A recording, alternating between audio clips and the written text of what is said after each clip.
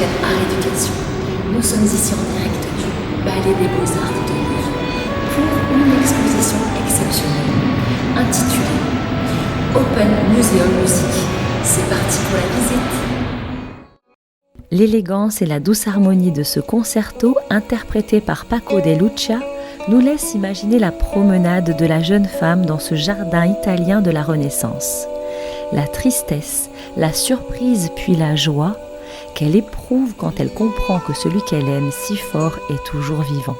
Entre réel et imaginaire, la terrasse d'un palais à Rome du peintre français Hubert Robert ressemble à un décor qui mêle l'Antiquité et la vie du XVIIIe siècle.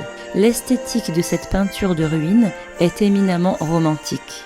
On y voit un dessinateur au travail, une mystérieuse figure en toge rouge et des femmes qui profitent de la douceur de la vie romaine.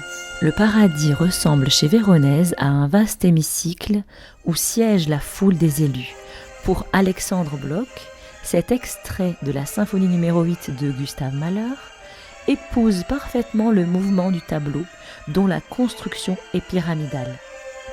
La symphonie du compositeur autrichien, bâtie autour de la dernière scène du Faust II de Goethe, est de portée cosmique. Le relief en marbre de Donatello qui irradie dans cette salle blanche représente le banquet au cours duquel le roi Hérode, séduit par la danse de la jeune Salomé, accepte de lui livrer la tête de Jean-Baptiste qu'elle avait réclamée par vengeance.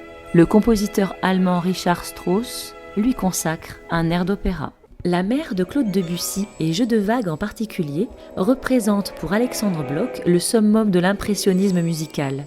Selon le chef d'orchestre, l'œuvre symphonique est celle qui illustre le mieux les recherches du peintre Monet sur la dissolution des formes et le rendu des jeux de lumière par une multitude de touches, de couleurs. Époustouflé par la lumière et par les traditions qui lui étaient inconnues lors de son voyage au Maroc, Benjamin Constant témoigne dans cette œuvre de la vie des habitants du harem. La musique de Georges Bizet, Les pêcheurs de perles, évoque les doux rêves de ces poétesses et musiciennes alanguies.